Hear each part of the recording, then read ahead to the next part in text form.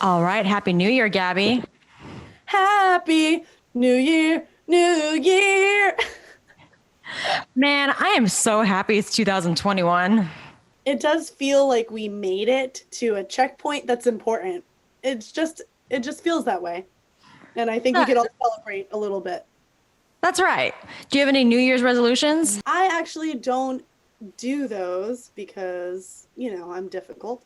But I did start resolutions at the latter end of last year because my whole thing is like if I think of it and then I get in the habit of putting it off until the new year, then it's way less likely to happen. So what I did was as I was thinking of things throughout last year, I was just like implement, implement, implement.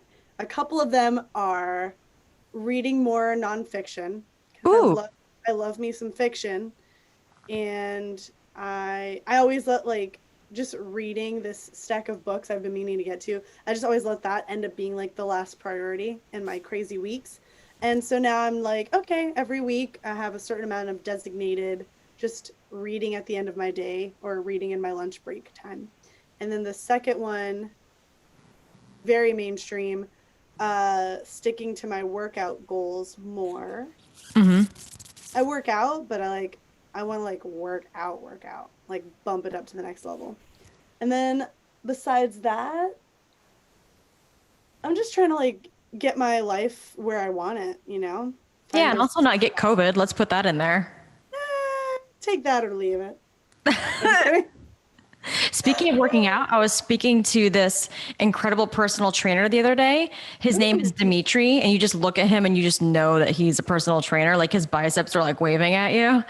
And I was talking about fitness because like my fitness is always kind of like at a very like, very stable status quo. Like I just kind of always look like a string bean. And he said that I should be lifting more weights because I have no problem doing cardio and running, but I don't necessarily keep consistency in when it comes to like lifting weights and doing strength training. So yeah, that's part of my New Year's resolution is actually cutting back on like my standard go running 5 days a week and easily, keep my weight down, but more so like improve my tone and strength through more weight training. So there right. is some real interesting information for everybody. You're right, because one of the things that we wanted to do with this podcast was not only bring funny to people, but we wanted to be really strong, intimidating women. And we always talk about that on every episode, and we never do anything about it. So let's make a accountability group blood pact and all get really, really intimidatingly strong. I know, because the only chance you and I clearly have it looking intimidating is hopefully toning up one of our limbs enough because our faces are just so cherubic and sweet and smiley. Like our faces will never do the trick. I don't know what you're talking about because I literally was parking security when I was like 16 or 17. Are you serious? I am. And it's such a fun story because it was down in Wellington, Florida. So at the like polo grounds in Wellington, Florida, which is a sport that combines horseback riding, golf, and rich people money all into Wow, one. I did not know that. I always thought it was just like that Ralph Lauren like sub brand or something. Right. It looks like it's just a logo for rich people clothes, but it's actually the logo is based off of a sport. So what if you can't ride a horse but you want to play polo? Then you could do what they call polo less golf, aka just golf. And you could just walk around on your own two little footsies. But I kind oh of want to wow, be one of those sports where I just get to wear one of those really big, beautiful hats and drink like a really fancy cocktail and just have lace gloves. What's that yeah, sport called? that's that one. That's polo. And it comes with the benefit of always knowing a couple of Argentinians because they like kill it in that sport in the game. So just one quick side shoot story from my 16-year-old life of doing that job. Yeah. Um, my boyfriend at the time, his name is Spencer. He shout out to Spencer. Hi, He almost Spencer. We're going to interview you remember. next. See you Hi, soon. remember me? He's like in jail. He's like, I'll never see this. That's so funny. Who knows? I haven't talked to him in a second. He's a good kid. He was a good kid. I don't know if he's still a good kid now. He has a really nice mom. Anywho, He almost got ran over by Tommy Lee Jones himself. Basically, and I've almost gotten run over there too. Basically, my takeaway from that job, every job, no matter how dingy or stupid it is, you always walk away with like some life advice. And the life advice I got from that job was Get run over by celebrities. rich people love to almost run you over. I almost got run over by a non-famous person, so it's like, what's the point even? But I was standing in a parking spot, like, sorry, sir, this spot is not available. It's not accessible. And he just kept slowly driving. And to the point where I was kind of curious, like I stopped moving at one point. I was like, is he just going to rich people murder me in front of these crowds of other humans? And he was just like, yeah, I'm going to park here. And I don't know if you've noticed my Lambo or whatever, but like, I'm rich, so it's fine. And then 3 buff dudes from my team had to come and be like, you're trying to kill Smiles? Because my nickname was Smiles. Aww. And they're like, you can't run over her, sir. And then eventually I think convinced him to not. But my ex's story was way more interesting because Tommy Lee Jones ran through, there was like a rope attached to 2 wooden stools with a sign on it that said no entry.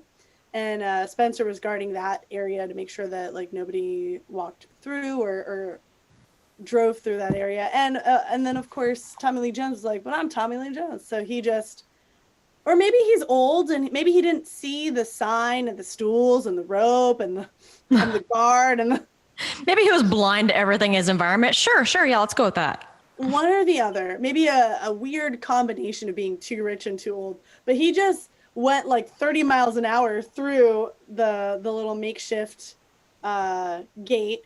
And of course what happened was pure science and physics. He ran through the rope. The whole thing shot up into the air, and then because of the momentum of him driving through, the stools ended up smashing together and like exploded in the air in like a wooden chip explosion of stools. I'm sure. Wow, that's actually awesome. Yeah, and he didn't even get hurt. He just had this badass story of like, that Men in Black movie. Wow, so one of your New Year's resolutions is obviously for that to happen. To have some kind of like near-death accident where like some kind of wood explodes with like shards and splinters of little pieces of wood flowing through the air, and you're like, I almost died. Exactly, to come through a near-death experience on the other side. Yeah. Speaking of near celebrity experiences, talk about our guest for this episode and our subject matter, which we're going to delve into right meow. Which is, you guessed it, near-death experiences. No. Just kidding. But that'd be really cool. Damn it, that would have been a really good one. Note to self, add that to the list. We got Morgan J on today, an incredible musical comedian who is going to melt your face off. Actually, it's not called musical comedian. It's called musician comedian because it's technically not musical. I was watching an interview he did one time and he like... Are you an English teacher now? Is that what you're doing? Are you applying to be an English teacher? Is that what happened? That's my new thing. One of my New Year's resolutions is to become a 6th grade English teacher overnight. And correct everybody when they speak wrong. Actually. No, I know. I hate the actually people. The like, actually. But I just remember because he specifically made the distinction between the two. And I was like, let's not be assholes and then intro him as the thing he doesn't like to be known for. So re-intro it in. Morgan J. Comedy, music, smushed into one sexy entity. That's right. We have an amalgamated man-robot musician who's going to also make you giggle on today. If you've never heard of him, you should Google him. Again, his name is Morgan J, and we have him to pour some words and tunes into your ear holes. Yeah, your ear holes are going to be filled. They're going to be satiated, and they're going to have that nice, juicy, fresh, clean feeling after you listen to this episode. Yep. So welcome. Insert something funny here, listeners, and maybe viewers, depending on how far along we are with getting this bad boy up on YouTube. I have another special guest here today, Morgan freaking J. What's up? Yeah. Yeah. Ooh, yeah. It's lit. It's lit. Yes. Keep doing that whenever you want. This guy won first place at several comedy shows and festivals. Actually, on your website, it says won first prize, but I'm going to say you won first place because that's how I feel about it. Okay, let's go. And then, okay, tell me about this comedy show for novelty songwriting, the international songwriting competition. Yeah, that was like a competition that I popped up on my internet. I don't know where I found it, but it was like they have different categories, and I won first prize I think in 2018 for best comedy song. But they have every category. They have R&B, they have country, they have excuse me. And there is like a prize money that you win. I didn't win money, but I won Clout. I won clout and things. I won like headphones and subscriptions, and I won like some things. And then also it's like just something to add to the resume of things. You know what I mean? For sure. As an entertainer, it's like hard to have a resume. So I can see that. Yeah. Yeah. But I'm not even done. Your list of accomplishments is like stupid long. Oh, hell yeah. Semi-finalists on NBC's Bring the Funny, performed at numerous comedy festivals, including SF Sketchfest, Laughing Skull Comedy Fest. Did I say, Finalist- real quick, did I say numeral or did I say numerous? You said numerous. All right, cool. No, you said I'm just numeral. ad-libbing. Oh, I see. Okay, I dig it. All right. Improv. I was just worried. I was like, oh no, did I write something different? Oh, I know. I basically did like a free proofreading of your website while I was on there. I was like, love it. just in case. I Yeah. got you. I have this theory to like do as many things as you can, be as many places as possible. Like just try to be everywhere, do everything to that you can do, to to the point of like not wearing yourself out. But yeah, keep exposing yourself in the good way, and Yeah. then things will fall in your lap. And Totally. yeah, That's- I'm all about that. Yeah. So how long have you been doing this? Sure. And then a part two is also like, when did you know that you were good at comedy and music? Because a lot of people dabble, not everyone sticks. So Yeah, I'll start there. I think the thing about I've been doing comedy like 13 years. Almost next summer I think will be like 14. wow. And I knew I was funny right around when I was like 27. That's kind of recent. Yeah. That's like the last 5 years. I'll say right, I was not to say that I was bad, but I think as a creative person there has to come a time when you got to like put a dollar value on yourself, right? Mm. And you also have to like your own material. You got to like it. You really got to like it, cuz you're going to be the one who's performing it over and over and over again. And I think like when I started, I was writing jokes that were going well. Like I had a lot of charisma, a lot of energy. I did a lot of act outs. Like, like technically I feel like I was going through the motions, but I didn't feel like I was, doing my thing. Mm-hmm. You know what I'm saying? Yeah. And I You're feel- doing some good stuff, but it wasn't like your stuff. Yeah, and then so Yeah. I think when I took a chance on doing the music comedy, and I think one of the reasons why I didn't want to do it for so long was just because of the stigma behind it. But I'd always really liked it, Stigma behind it. The stigma is that it's like Oh. not real comedy, and that stand-up comedians look down on it. Like this person couldn't write a real joke, so they picked up a guitar, and that's why they're doing it. But I view it the opposite way, because it's like, I mean, listen, I at this point in my career, I feel like I consider myself more a musician than a comedian anyway, and I'm Right. not even mad about it. Like this year has kind of shown me that. As far as like I'm writing real lyrics, I'm trying to write real songs, I'm trying to sell actual music, because like that has more of a longevity than doing stand-up does, and it's something I Right. can do anywhere. You know what I mean? yeah. So my goal for next year, I know we're getting off topic, but my goal for next year is to write 100 songs Okay. and sell 10 of them. Yes. And I think I can Yeah. do that. I think Dope. I could do that. So I think you could do that. yeah, that's what happened. And then this guitar was like the best investment I made. I spent like what, $500 on this. We could That's talk a lot awesome. about like pivoting and doing different things. Anybody who's a comedian or stand up, I'll say like you shouldn't be afraid to try something without giving your whole identity over to it. You know, it's like I didn't pick Right. up a guitar and I wasn't like, I'm a musical comic now. You know, I still told jokes when I started, with this, you know? And then, yeah. I feel you on that, and it kind of ties back in with what you were saying before. Like, Right. try on all the shoes, all the hats, and some things will stick, some things will merge and pivot Yeah. organically. You know who's a But good All example? in all, it's all building your experiences. Yeah, Justin Willman's a good example. I know he started out as a magician. I don't know if you know who this guy is. He's got this show called Magic for Humans. Oh, that sounds really familiar. It's on Netflix, and it's such a great show. And he's a magician, but he's also like a very comedic magician. And so Ooh. while there's magicians that are like very mysterious, you know, he's very much not that. It's like very goofy. He's like the Jackie Chan of comedy. If Bruce Lee is the karate of like karate, Jackie Chan is the Right. you know what I'm saying? And then he's what's his name? Zach? Justin Willman. Justin? Where did I get Zach from? That's okay. Zach and Justin feel similar. I'm picturing the same face. Yeah. Yeah, totally. So he's got that kind of energy. Totally. Jackie Chan. He doesn't have Jackie Chan energy. He's not Asian. I'm just saying he's like like Jackie Chan said he was like the first person in like kung fu films to be funny, you know? Got it. Where- He's the first magician bringing that funny.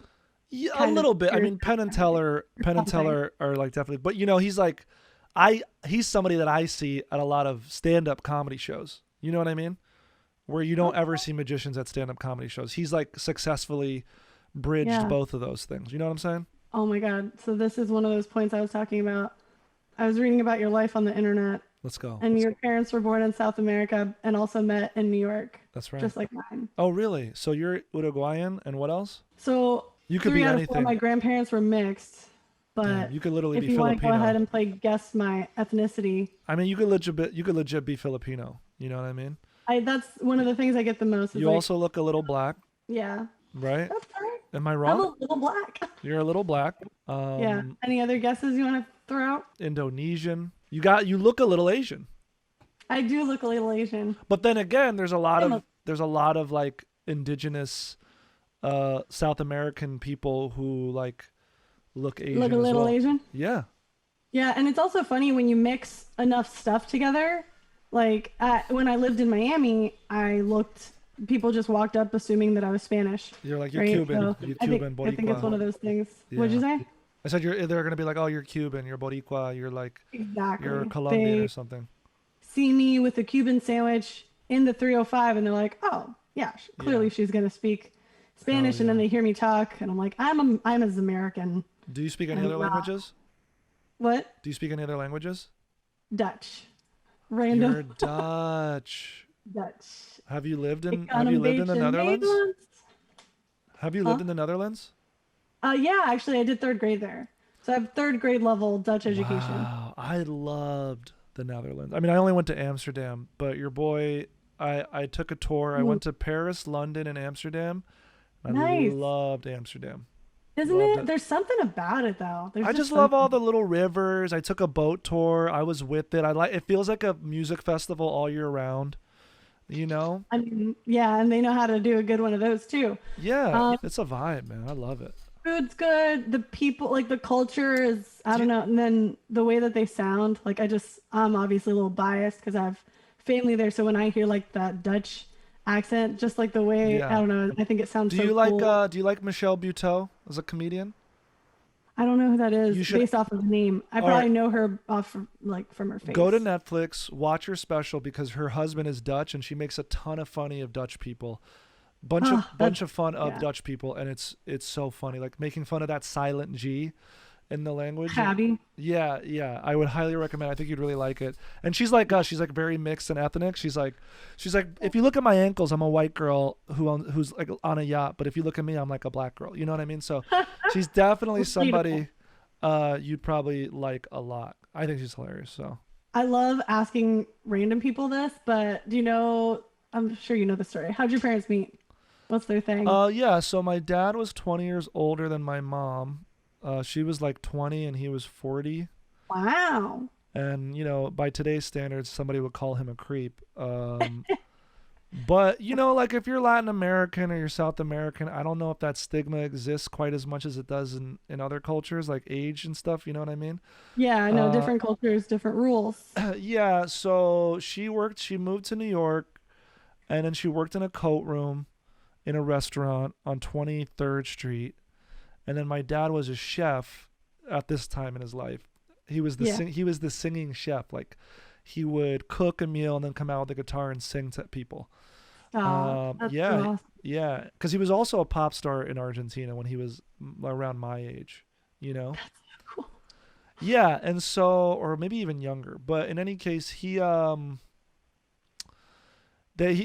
worked in the kitchen, she was in the coat room, and Mhm. as far as I know, they hit it off. They went on a couple dates, and eventually she had to like move out of her aunt's house, and then he was like, move in with me.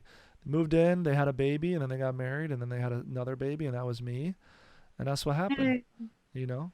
Dope. So you have one older sister or brother. I actually have two. I have a half brother who's he's full Brazilian, and then I have I'm the youngest, and I have another brother who's like I'm 33, so he's 36, and my other brother's I think like 45 or 46. So three boys. Three men. That's right. Did you guys, the half brother, did you guys all grow up in the same household? For the most part, I know that my brother Ralph grew up in Brazil for I want to say anywhere between 6 and 12 years. I think it was that long because I think my mom came over here to work and send money Yeah. back home, and Mhm. then eventually brought him over here. Cool. So which sibling is your favorite? I We can't want I can't that go one. into that. I can't go into that. You can I, whisper it. I won't. I can't do it. I'm my favorite Can sibling. you text it to me? I'm just kidding. I'll text it to you. I'm my favorite sibling. That's so funny that you said your dad was famous in Argentina because I was gonna ask anyone else famous in your family and like did that influence blah blah blah. He died when I was 6. So I as far as like influence goes, I guess he passed down musical genes, I suppose. Or Mhm. I like did You tapped performance. into I guess something. so. Also being the youngest, you're like always the performer in the family, you know. What's that movie? That really cute Disney movie, Coco? Yeah, That cute little singer boy? yeah. Oh, I cried like a baby. That was a beautiful movie, and one of the things I think, I didn't really get to know my dad, and I say this every once in a while. It's like, this career that I've chosen has taken me a lot of places, and given me a lot of really interesting experiences. Mm. And it's like a way that I would get to know him, because I know he traveled a lot, and he Through shared experience. yeah. So like, I feel like I kind of might understand what his life was like, you know. Oh, that's so dope. You know what I'm saying? Yeah. Like maybe in a more intimate level than one would expect. You know what I'm saying? I did a song at this show. It's one of my new songs that I did it a month or so ago, and one of the girls who was there was like, "You got to make this a jam. This was a vibe." So Yeah. I'll just give you a little bit of it. This is called Friendzone. She got me in the friend zone. Hey, she got me in the friend zone. She down for Netflix, but no chill when we go out. She always lets me pay the bill. She talking about a date with somebody named Will, and she feels the need to tell me every detail. She's like, he wasn't even that cute, and on top of that, he had too many face tattoos. God, I wish I could meet somebody like you. I'm like, damn bitch, I am somebody like me. I'm like right in front of you, girl. Right. She got me in a friend zone. Ooh. So that's the jam. Oh. Ooh, yeah, it's lit. Oh man, those are so juicy. Yeah,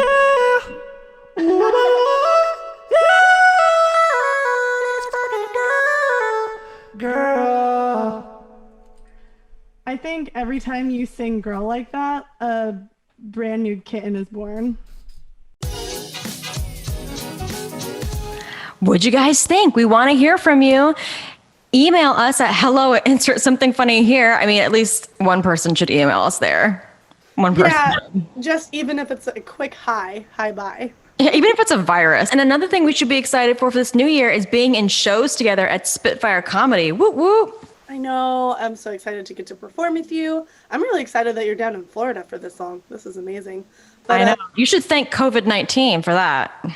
Thanks, COVID-19. You can be the one fan of COVID-19. I got my little like banner flag. Thank you, COVID. That and the billion-dollar vaccine industry, they're very thankful for COVID-19 too.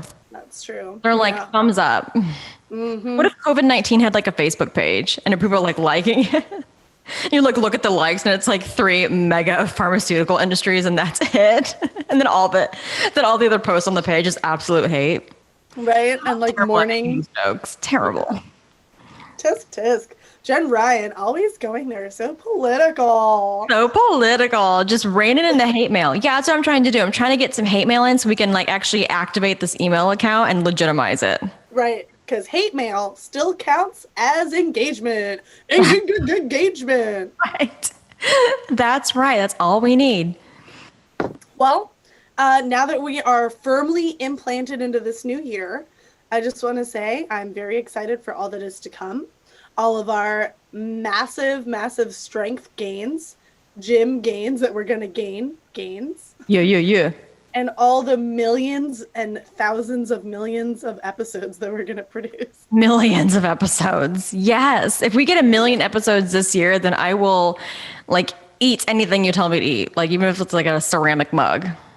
Even if it's a lizard. Gotcha. Loud and clear. Ooh, no. Everyone, go ahead and start emailing in what you want Jen Ryan to eat when we hit 1 million episodes. But it's 1 million episodes in 1 calendar year. That's the disclaimer. Right. You should have said that in your fine print voice Dang it. to not draw too much Major attention. digestive cancer plate of the year. All right, y'all.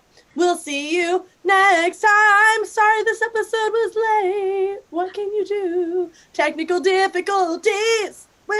Bye guys. Bye. Bye.